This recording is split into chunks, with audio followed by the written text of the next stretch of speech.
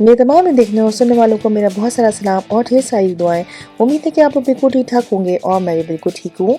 और आज जो मैं रेसिपी आपसे शेयर कर रही हूँ वो है बहुत मज़ेदार सी। तो मैं बना रही हूँ आज क्रॉसेंट और मैं आपको दिखाऊंगी कि किस तरह बनते हैं। ये थोड़ा सा टाइम लेंगे, वीडियो थोड़ी सी लंबी होगी, लेकिन आप लोग मेरे साथ ही रहिएगा और देखिएगा कि हम लोग किस तरह इसको बनाते हैं। ये एक बहुत ही मज़ेदार सी रेसिपी है और थोड़ी सी जो है वो लेंदी है, थोड़ी सी मुश्किल है, लेकिन जिन लोगों को क्रॉसेंट्स पसंद हैं, शौक़ से खाते हैं, बेकिंग पसंद है, वो यकीनन इस रेसिपी को ज़रूर एंजॉय करेंगे। तो चलें जी स्टार्ट करते हैं। अपने किचन के अंदर आ गए हैं और यहाँ मुझे चाहिए ईस्ट। मैंने लिए है 2 चमचे ईस्ट के, 1.5 चमचा मैं लूँगी नमक और 1.5 चमचा मैंने ली है चीनी। तो आप ये तीनों चीज़ें लेंगे, 2 चमचे ईस्ट के, 1.5 चमचा चीनी और 1.5 चमचा नमक। तो जनाब इस तरह से जो है हमने ले लेना है और उसके बाद हमने क्या करना है, हमने लेना है नीम गर्म पानी, बहुत ज़्यादा खौलता बना हो लेकिन गर्म पानी हो, वो इसके अंदर हम डाल देंगे। और क्या करना है, 15 मिनट से 20 मिनट के लिए आप इसको छोड़ देंगे। इस तरह मिलाइए अच्छी तरीके से और इसको छोड़ दीजिए 15 से 20 मिनट के लिए। तो देखिए इसके बाद इसकी क्या पोजीशन होती है। 20 मिनट हो गए हैं। इसके बाद ये देखिए इसके ऊपर आ गया है झाग, तो इसका मतलब हमारा ईस्ट बिल्कुल ठीक है और ये जो है हमारी रेडी है, तैयार है हमारी ईस्ट। तो जनाब मैंने ले लिया आटा, ये है 4 कप आटा मैदा। इसके अंदर हमने इसको डाल दिया। मैं लूँगी एक अंडा भी इसके अंदर मैं डाल दूँगी जनाब, और इसके बाद थोड़ा सा पानी डालूँगी और इसको मिक्स करूँगी अच्छी तरीके से ताकि सारी चीज़ें मिल जाएँ। बस जनाब इसी तरह आप लोग भी करिए, मिक्स कर लीजिए इसको अच्छी तरीके से। और जनाब अली पे इसको हम गूंद लेंगे, थोड़ा सा हम सख्त आटा गूंदेंगे, बहुत ज़्यादा पतला नहीं गूंदेंगे लेकिन बहुत ज़्यादा गाढ़ा, बहुत ज़्यादा सख्त भी नहीं गूंदेंगे। तो बस आपको एक दरमियानी तरीके से इसको गूंदना है। पहले मैंने अच्छी तरह मिक्स कर लिया, तो इसको मैं मशीन में पीस लूँ, मिक्स करके अच्छी तरीके से मैं इसको गूंद लूँगी मशीन के अंदर। मशीन का नाम लेते ही मैं पीसना याद आ जाता है मुझे। तो जनाब बस इसको गूंद लेंगे अच्छी तरीके से। तो जनाब इसको गूंद लेंगे और उसके बाद जो है हम इसका नेक्स्ट स्टेप करेंगे। तो जनाब ये मैंने गूंदने के बाद इसके अंदर हमने थोड़ा सा जो है वो बटर को ऐड किया है। ये तकरीबन 3 से 4 टेबल स्पून है बटर के, ये मैंने इसके अंदर डाल दिया और दोबारा से इसको गूंदूंगी। आप इसको अच्छी तरह से गूंद लें, फाइन कर लें जनाब इस तरीके से। देखिए गूंद गया। अब हमने क्या करना है, हमने इसको क्या करना है, हमने इसको अच्छी तरीके से जो फाइन कर लेना है अच्छी तरीके से। और मैं इसको जो है वो गूंद लेती हूँ, हाथ मार देती हूँ 2-4 इस पर। और इसके बाद क्या करती हूँ, मैं इसको रैप करके रख दूँगी। आधे घंटे के लिए मैं इसको बाहर रखूँगी और उसके बाद मैंने क्या करना है, इसको रख देना है फ्रिज के अंदर। और रखने के बाद इसको भूल जाइए आप लोग। जी हाँ, इसको रखने के बाद फ्रिज में आप इसको भूल जाएंगे और दूसरे दिन यानी 12 घंटे के बाद आप इसको निकालेंगे। तो 12 घंटे के बाद मैंने ये दूसरा दिन शुरू हो गया है, 12 घंटे गुजर गए हैं। तो मैंने अपने जो है बटर ले लिया है। बटर आप इसको बटर के स्लाइसेस कर लीजिए और किसी भी थैली में या किसी भी बटर पेपर के अंदर स्क्वायर की आपको शीट बनानी है। मैं भी ये रेसिपी पहली दफ़ा शेयर कर रही हूँ, पहली दफ़ा बना रही हूँ मैंने बहुत ज़्यादा यूट्यूब पर इसकी वीडियोज़ देखी मुख्तलिफ, तो मुझे बहुत अच्छी लगी, इंटरेस्टिंग लगी ये वीडियो जो है क्रॉसेंट बनाने की रेसिपी। मैं सोचा क्यों ना मैं भी ट्राई करूँ और आपके साथ भी शेयर करूँ। सोचा यही था कि अगर अच्छी नहीं बनेगी तो बिल्कुल भी शेयर नहीं करूँगी लेकिन अच्छी बनी और बहुत अच्छी बनी तो मैंने कहा ज़रूर आपके साथ शेयर करूं। तो जनाब बस इसके अंदर हम इसको सेट कर देंगे और इसको जो कर लेंगे फ्लैट कर लेंगे। देखने में क्रॉसेंट जो हम जब खाते थे तो मैं सोचती हूँ, अब मैं इसको जब बना रही थी तो मैंने सोचा था कि हम जब क्रॉसेंट खाते हैं तो कोई ख़ास हम लोग उस पर अहमियत नहीं देते और आराम से खा लेते हैं, कभी कभी छोड़ भी देते हैं। लेकिन इसको बनाने के बाद क्रॉसेंट्स की जो है वो बहुत ज़्यादा अहमियत जो है और उसकी जो कदर है मुझे महसूस होने लगी है। वो कितनी मेहनत से बनते हैं और कितना टाइम लेते हैं और कितना ज़्यादा ये मेहनत करनी पड़ती होगी इसको बनाने के लिए। तो मैं उसकी बहुत ज़्यादा जो है अब कदर करती हूँ उनकी। तो जनाब अच्छी तरीके से इसको जो है हमने जो फ्लैट कर लेना है इसको अच्छी तरीके से, ताकि जो टुकड़े हैं ख़त्म हो जाएंगे, एक फ्लैट शीट सी बन जाए। तो बस इसको बना के हम फ्रिज में रख देंगे और हम अपने आटे को देखेंगे। अब ये थोड़ा सा जो प्रोसेस है थोड़ा सा लेंदी है, थोड़ा सा मेहनत करने वाला है, लेकिन मेहनत का जो फल है वो हमेशा मीठा होता है। तो बस जिन लोगों को ये चीज़ें पसंद हैं और जो लोग कुकिंग के शौकीन हैं वो ज़रूर ये करेंगे और बहुत शौक़ से करेंगे। मैंने भी बहुत शौक़ से किया, बहुत मज़ा आया मुझे इस रेसिपी को बनाने के लिए। बहुत ज़्यादा एक्साइटमेंट थी कि क्या बनेगा, कैसे बनेगा और जब बना रही हूँ वो ऐसे ही बन सकेगा या नहीं बन सकेगा। तो देखिए मैंने अच्छी तरीके से इसकी ज़ोर आजमाई करने के बाद इसको फ्लैट कर लिया आखिरकार। बस ये अब ये बरकरार है तो बात है। तो बस इसको मैंने शीट बना ली, बची थी। अब मैंने आटे को निकाला है और इसको हमने अब इसको बेलना है। तो मुझे चाहिए थी खुली जगह, लेकिन मेरे पास ऐसी कोई जगह खुली नहीं थी जिस पे मैं बहुत तरह बेल सकूं। लेकिन आप कोशिश कीजिएगा कि कोई फ्लैट सरफेस हो आपकी बहुत अच्छी खुली, तो आप उसको आराम से बेल सकें। तो मुझे वीडियो बनानी थी, तो इस वजह से मैंने इस कॉर्नर का इंतखाब किया। तो जनाब अच्छी तरह से इसको जो है आपने पेड़ा बना लिया और दोबारा से रेस्ट होने के लिए रख दीजिए ताकि थोड़ा सा ये रेस्ट हो जाए। तो हम इसको फिर बेलना शुरू करते हैं।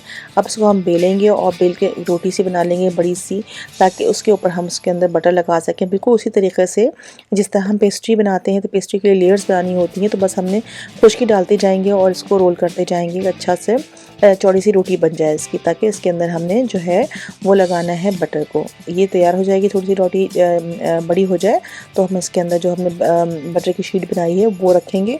और उसके बाद रखने के बाद जो है हम इसको रेस्ट होने के लिए रख देंगे आधे से पौन घंटा। मसला सारा टाइम जो ये लेगा वो इसी में लेगा कि आपको इसको रेस्ट देना पड़ता है 45 मिनट कम से कम।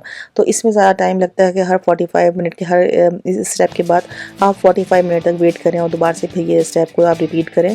तो ये जो स्टेप मैं कर रही हूँ ये रिपीट करूँगी मैं तकरीबन कोई 3 दफ़ा मैंने इसको स्टेप को रिपीट किया है। पहले इसको इस तरह से रोल कर लिया और इसको श्रिंक रैप करके जो है वो दोबारा से फ्रिज में रख दूँगी, क्योंकि इसमें पड़ा हुआ है बटर तो वो मेल्ट ना हो जाए। तो इसलिए हम इसको फ्रिज में रख देंगे। आधे घंटे के बाद से पौने घंटे के बाद इसको निकालेंगे। देखिए अब मैं दोबारा निकालती हूँ और इसको दोबारा से रोल करना शुरू करती हूँ इसको। फिर ये रोल हो जाएगा। फिर इसी तरीके से हमने फोल्ड करना है और ये प्रोसेस मैं करूँगी रिपीट 3 दफ़ा। 3 दफ़ा करने के बाद जो है वो हमारा जो ये रोटी है तैयार हो जाएगी जो है वो क्रॉसन बनाने के लिए। तो बहुत अच्छी तरीके से बेल ली। यही मुश्किल स्टेप था कि ये बेलना जो था काफ़ी मुझे हार्ड लग रहा था और काफ़ी मेहनत लग रही थी, लेकिन हिम्मत मर्दा मदद खुदा। तो बस अल्लाह ने मदद की और मेरी रेसिपी बन गई और इतनी मज़े की बने, इतने फ्रेश थे, इतने क्रिस्पी थे और इतने फ्लफ़ी थे कि बहुत ही मज़ेदार से थे। तो बहुत ही मज़ा आया, हम सब ने बहुत खाए और बहुत एंजॉय किया इसको। तो बस इस तरह से मैं इसको दोबारा से लपेट के रख देती हूँ और इसके बाद जो है हम दोबारा से ये प्रोसेस जो करने के बाद जो है इसको जो है मैंने 4 पीसेस में डिवाइड कर लिया था, क्योंकि ये काफ़ी ज़्यादा हो गया था। तो मैंने इसको क्या किया, इसको बेल के थोड़ा सा मैंने इसको 4 पीस निकाल लिए थे और छोटी छोटी रोटियां बना के फिर इसके क्रॉसन बनाए थे एक साथ। तो ये बहुत मोटे हो जाते, तो बस इसको मैंने काट लेना है। हम इसको हाफ़ कर लूँगी मैं। देखिए इस तरीके से, देखिए इसको बना लीजिए, फैला लीजिए और मज़ीद। और उसके बाद इसके हम कर लेंगे 4 टुकड़े और उसके बाद मैं हर एक पीस को जो है वो इस तरीके से काट के फिर बेल लूँगी। स्क्वायर काट लेती हूँ, 4 पीस निकला है। अब इसको हमने एक पीस उठा के जो है उसकी रोटी बनानी है। इस तरीके से स्क्वायर बना लीजिए। ये देखिए इस तरीके से, ये देखिए इस तरह से रोटी तैयार हो जाएगी। तो फिर हम इसकी कटिंग करेंगे और हमारा ये बस तकरीबन ऑलमोस्ट एंड की तरफ जा रहा है प्रोसेस। तो जनाब इस तरह से चारों रोटियां मैंने बना ली। 4 पीस कर लिए थे, 4 रोटियां बना ली थी आराम से। देखिए इस तरीके से ये रोटियां मैं 4 बना लेती हूँ इसी तरीके से स्क्वायर करके। ये देखिए, ये देखिए बस हर दफ़ा जब बेलने के बाद आपने इसको रेस्ट देना है ताकि अच्छी तरीके से बिल जाए। जब ये रेस्ट अच्छी तरह से हो जाता है तो बहुत मज़े से बिल जाता है। तो आप सी कॉर्नर जो है वो स्ट्रेट कर लीजिए, काट लीजिए ताकि हर तरफ से स्ट्रेट हो जाए इस तरीके से। और उसके बाद हमने क्या करना है, इसकी कटिंग करनी है। ये देखिए अच्छी तरीके से इसमें खुश्की डाल दीजिए नीचे ताकि ये चिपके नहीं और आराम से उठ जाए जब हम इसको उठाएँ तो। ये देखिए कुछ इस तरीके से अब इससे हमें काट लेना है। ये देखिए कटर की मदद से मैं इसके पीस निकाल लेती हूँ। ये देखिए कोन की शेप में आपको काटने हैं। ये देखिए इस तरीके से काट लें कोन की शेप में। ये देखिए इस तरह से मैं काट लेती हूँ उसको अच्छी तरीके से। ये देखिए बस जी, हर चीज़ के लिए जो है वो प्रैक्टिस की ज़रूरत होती है। आप 1 से 2 दफ़ा बनाएंगे तो आपको प्रैक्टिस हो जाएगी और आपको हर काम आसान लगने लगेगा। पहली दफ़ा हर काम मुश्किल लगता है, लेकिन अब जब मैं नेक्स्ट टाइम बनाऊंगी तो मुझे लगता है कि अब मुझे ज़्यादा आसान लगेगा, इजी लगेगा। तो ये देखिए इस तरीके से इसको बीच में से थोड़ा काटा और फिर हमें थोड़ा फैलाने के बाद इसको इस तरह रोल कर लेना है ताकि साइडों से इसकी नोकें भी निकल आएँ। काटने से क्या हुआ, इसकी साइडों से नोकें निकल के आ गई। अगर हम इसको ऐसे रोल करते तो इस तरह से नोके ना निकलती। तो बस इस तरह से इसको थोड़ा काटिए और फैला लीजिए बीच में से और इस तरह इसको रोल करते जाइए। ये देखिए, दोबारा से मैं आपको दिखा दी, ये देखिए इस तरीके से, ये देखिए कॉलर शेप बन गया और अच्छी तरीके से आपने इसको खींचते हुए ले गए ऊपर तक और नोक को इस तरह दबा दिया।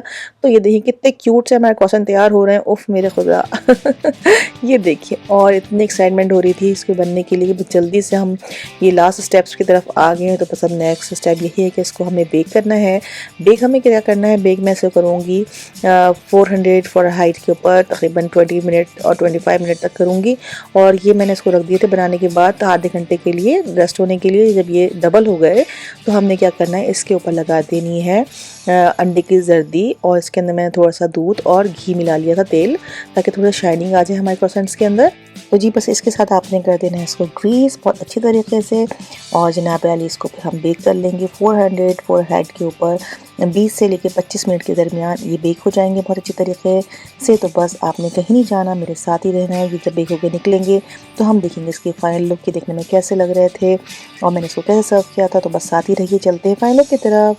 टैन टैन, ये देखिए जी कितने मज़े के बने हैं, बहुत ही अच्छे लग रहे हैं देखने में भी और खाने में भी। तो जनाब अगर आपको मेरी रेसिपी पसंद आई है तो अपने फैमिली के साथ और अपने फ्रेंड्स के साथ ज़रूर शेयर कर दीजिएगा, उनको मत भूलिएगा। और जनाब यारी इसी के साथ दीजिए मुझे इजाज़त, इस उम्मीद के साथ कि फिर होगी आपसे मुलाकात एक अच्छी सी मज़ेदार सी रेसिपी के साथ। अपना और सबका बहुत ख्याल रखिए, खुश रहिए, पॉजिटिव सोचिए और स्पेशली अपनी सेहत का ख्याल रखिए।